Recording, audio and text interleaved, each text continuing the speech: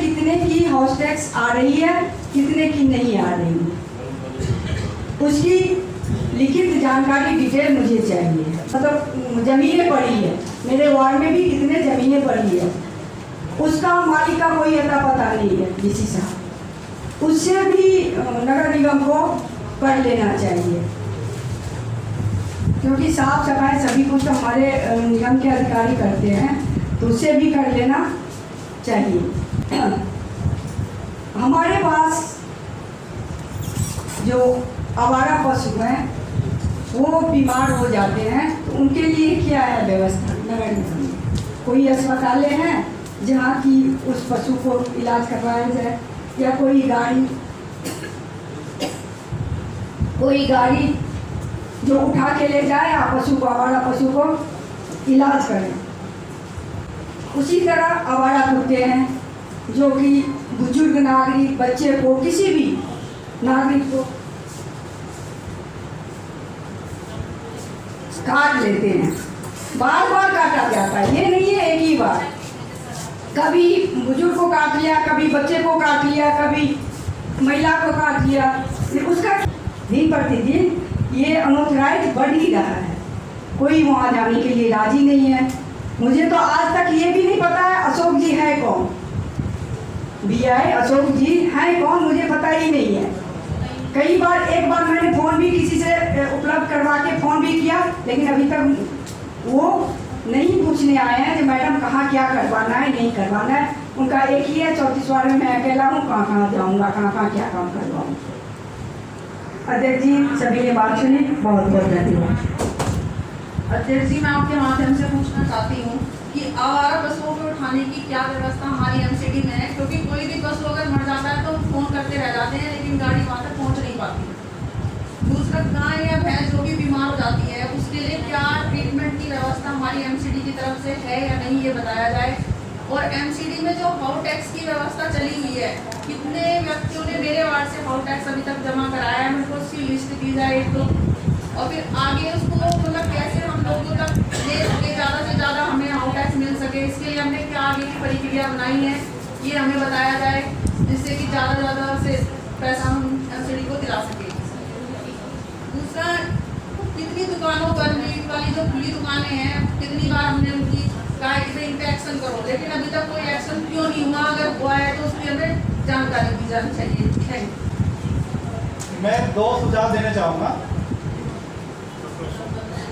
एक तो पशुओं के लिए हमारी पूर्वी दिल्ली में प्रॉपर वे में कोई जो पशु हैं, अगर वो रोड एक्सीडेंट उनका होता है या कोई बीमार होते हैं, गाय कई बार रोड पे इसी तरह से देखी जाती हैं, तो उनके लिए प्रॉपर वे में कोई हॉस्पिटल या कोई ऐसी जगह नहीं ख़त्म करना चाहिए। इसमें न्याय नहीं है।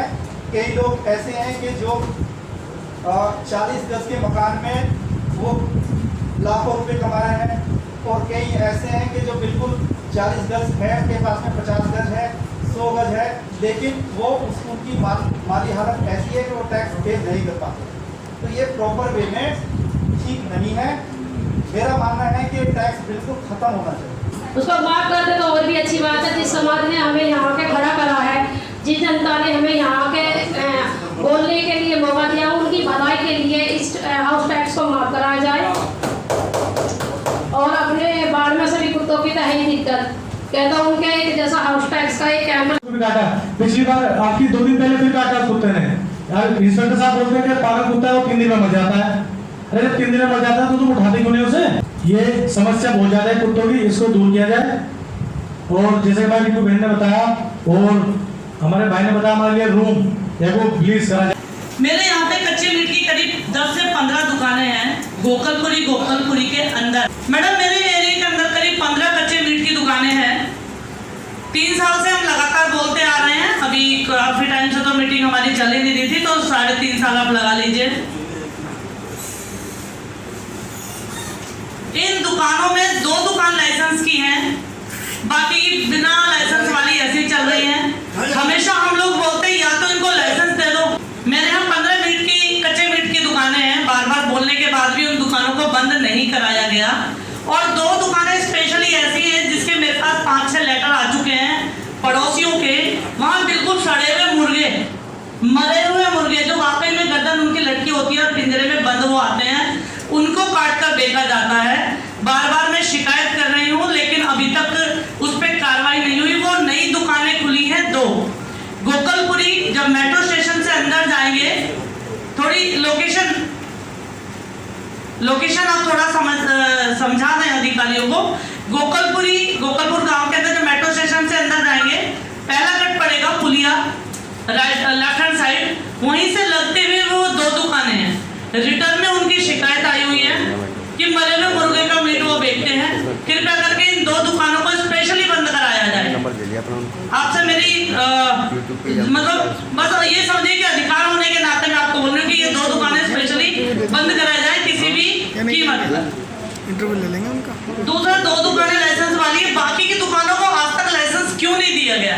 शिकायतें नहीं, रिक्वायरमेंट है, उनको फुलफिल नहीं कर पाते हैं तो उन्हें बंद करवाया जाए, क्योंकि ये अधिकारी करते नहीं है और अपने उनके सारे बिजनेस चलते हैं सिवाय एनसीडी के कलेक्शन के अलावा। और महोदया, कुत्ते पकड़ने के लिए मैंने आर.के. शर्मा जी कौन से वेटनरी से कोई तरीके से बात करो तुम लोग। आप उसमें क्या लिखते हैं, क्या सिग्नेचर करते हैं, ये मेरा काम नहीं है। अगर आपको पूछा गया तो आपको अपना नाम बताना चाहिए, खड़ा होना चाहिए, शांत नहीं बैठना चाहिए। इनको मैंने फोन किया था 22 अगस्त को। पहला फोन किया 11:05 पे, दूसरा किया 12:56 पे, तीसरा किया 1:13 पे। 3 फोन करने के बाद भी इनसे एक कुत्ता नहीं उठा। बस ये रात देखता हूँ मैडम, देखता हूँ ये कितना देखते हैं, 2-4 चश्मे और लगवाने हैं इनको। इनसे अच्छा तो डॉक्टर रंगना थे, छुट्टी के दिन भी वो लोग काम कराते थे। गोकुलपुर फ्लाईओवर के नीचे मुझे लगता है 25 से 30 गाय बैठती हैं, वो गोकुलपुरी वालों की ही है। रोड को जाम कर दी है, वहाँ बदबू का पूरा माहौल है, बीच रोड पे बैठ जाती है, ट्रैफिक वहाँ जाम हो जाता है। एक्सीडेंट भी कितने हो गए, वो गाय गाड़ियों के आगे आ जाती है, जिससे दिक्कत होती है। उन गायों को तुरंत उठाया हूँ कि पूरे साल किसी का भी काम धंधा ज़्यादा अच्छे से नहीं चला है तो कहाँ से हाउस टैक्स कोई देगा। मैं भी जनता के इस फेवर में हूँ, तो आपसे मेरी रिक्वेस्ट है कि पूरे साल का हाउस टैक्स माफ कर दिया जाए। दूसरा, मेरे यहाँ पे 4 ब्लॉक हैं एरिया के पूरे वार्ड के। एक अमर कॉलोनी जिसे ईस्ट गोकलपुर कहते हैं, एक गोकलपुर गांव, एक गोकलपुरी जिसके अंदर झुग्गी का क्षेत्र भी आता है, और चौथा पड़ता है गंगा विहार। मुझे अब तक नहीं पता चला कि इनका टैक्स किस कैटेगरी में लिया जाता है। कभी इसकी कैटेगरी F कर दी जाती है, कोई और बदल दी जाती है। इन चारों जगहों पे कैटेगरी मुझे बताई जाए, इनका हाउस टैक्स किस हिसाब से किस तरीके से लिया जाता है। और स्पेशली गोकलपुर गांव के अंदर अभी सीलिंग के दौरान करीब काफी फैक्ट्रियां वहां से उठाई गई, लेकिन वो लाल डोरी की जगह उसमें कितनी है और कितनी नहीं है ये मुझे बताया जाए, क्योंकि अधिकारियों को सब पता होता है। कितनी ही फैक्ट्रियां वहां चल रही है लेकिन फिर भी उनका हाउस टैक्स नहीं लिया जाता, किसी भी प्रकार का कोई टैक्स नहीं लिया जाता। कहते हैं कि लाल डोरे के अंदर आप हाउस टैक्स नहीं देते, पुराने डोरे की कोई उनके पास पेपर्स हैं, उनको दिखाते हैं। उनका रकबा पड़ा हुआ है करीब 500 गज से बड़ी जो जगह है, लेकिन अब वो जगह कट करके जैसे हिस्से हो जाते हैं, अब वो छोटी छोटी बन गई हैं। उसके हिसाब से वो लोग हाउस टैक्स देना नहीं चाहते। उनके बाप दादाओं के नाम जमीन है, कितनों के पास है ही नहीं, लेकिन वो परेशानी हम लोगों को पैदा होती है कि हम इनको क्या बताएं। इनको कहते हैं कि आप रह लीजिए, आप लाल डोरे में, या फिर उनके घरों में सब यहाँ फैक्ट्रियाँ चलती हैं, उनसे हाउस टैक्स लिवाना है कि नहीं लिवाना, ये चीज़ अधिकारी मुझे क्लियर करके दें। 2-3 महीनों में डॉक्टर साहब से आग्रह है कि आप मास मूवमेंट सारा वार्ड में चलाएं। सभी वार्ड की कंप्लेंट आती है, हम निगम में उधर वीडीएमसी में बैठे हुए वहाँ भी हमारे पास ये समस्या आ रही है। और दूसरी समस्या ये क्या है कि क्योंकि मैं डैम चेयरमैन हूँ, हमने रेटिंग बहुत ज़्यादा डाउन आई है, कुछ कारण इसमें वेटरनरी भी उसमें शामिल है।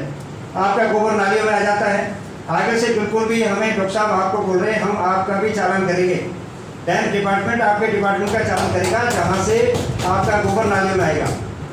क्योंकि अगर हम सब पास में बैठ करके अपने अपने क्षेत्रों की रेटिंग पर्टिकुलरली एक मेरे वार्ड से नहीं आएगी, हम सबके सामूहिक वार्ड से आते हैं। न जाने वो रेटिंग लेने वाला कहाँ पर किस वार्ड में गया, अगर वहाँ इस तरह की गंदगी पड़ी, नाली चौक पड़ी रहेगी, आपका गोबर आता रहेगा, तो हम उसमें सक्सेस नहीं हो पाएंगे। चाहे हमने किसी प्राइवेट कंपनी को भी दे रखा हो, वो भी ये रोना रोएगा। तो मेरा आग्रह है कि इस पर विशेष आप ध्यान दें, जहाँ जहाँ ये चल रही है, डेयरी चल रही है। और जो एक सब्जेक्ट उठाया था कि इन डेयरियों को हम यहाँ से पुनर्वासित करने के लिए भी बात आई थी, इनके लिए जगह भी हमारी गाजीपुर में है, वो लोग गए नहीं। अगर वो लोगों को उनको हमने दे रखा था जगह, वो गए नहीं और वो अभी भी चल रही है, तो वाकई वो सीरियस प्रॉब्लम हमारे लिए एमसीडी के लिए कि हम उन पर अभी तक भी हंटिंग नहीं कर पा रही हैं। मेरा आग्रह है कि आप इस विषय पर जरूर चेयरमैन साहब ने ध्यान देंगे कि जो डेयरियाँ अवैध चल रही हैं और उनको जगह अलॉट हो रही है और वो वहाँ से पुनर्वासित नहीं हो रही हैं, उन डेयरियों पर तो कार्रवाई होनी चाहिए। डेयरी पॉलिसी के बारे में कुछ कहा है, इसके बारे में मैं बताना चाहूँगा कि डेयरी का जो लाइसेंस है वो दिल्ली में अर्बन एरिया में बिल्कुल बैन है। मैंने तो कहा यही बात तो मैं कही कि अर्बन में बैन है, रूरल में तो है ना। उसमें हमारे यहाँ 3 विलेज है, 3 में तो ले लो। मैडम बात इन भी नहीं है, आपका जो एरिया है उसमें तो एक भी नहीं बन मैं सकता। तो अपनी बात ही नहीं करी, मैं तो पॉलिसी की जो बात भी करी। मतलब उस पॉलिसी में है, क्योंकि हाई कोर्ट ने उसको क्लियर कट बैन किया हुआ है। तो जो रूरल एरिया दिल्ली में थोड़े बहुत बचे, कहीं कहीं हमारे ईडीएम हमारे पूर्वी दिल्ली में, पूर्वी दिल्ली में अगर निकल में कोई ग्रामीण क्षेत्र है क्या? पॉलिसी है अर्बन एरिया में डेयरी लाइसेंस बैन किया हुआ है, ये हाई कोर्ट की वो है। बाकी जो पॉलिसीज में आप ये कह रहे हैं 31 है या 20 है, जो भी मतलब उसमें जो कंडीशन, उन शर्तों को हम और आप नहीं चेंज कर पाएंगे। बाकी आप यहाँ से प्रस्ताव भेजना चाहें तो हेडक्वार्टर भेज सकते हैं, क्योंकि वो उस पर हाई कोर्ट से अप्रूव ऑफ शर्तें तो रेगुलर हम रेट करवाते रहते हैं। अब ये जो शाम के टाइम की एनक्रोचमेंट 6 बजे 5 बजे के बाद की है, तो उसमें वो दूसरे जो पके हुए वाले सामान वाले या इस तरह के लोग आते होंगे, जिससे वो फिर भीड़ लगती है या वो पार्किंग में दिक्कत होती है जो आते हैं, तो उसमें इवनिंग की रेट का स्पेशल कभी करवा सकते हैं। शाम के लिए कुछ स्पेशल रेट प्रोग्राम रखना पड़ेगा उसमें। भीड़ की और पार्किंग की तो कोई बात ही नहीं थी। कब रखेंगे वो? बात हुई है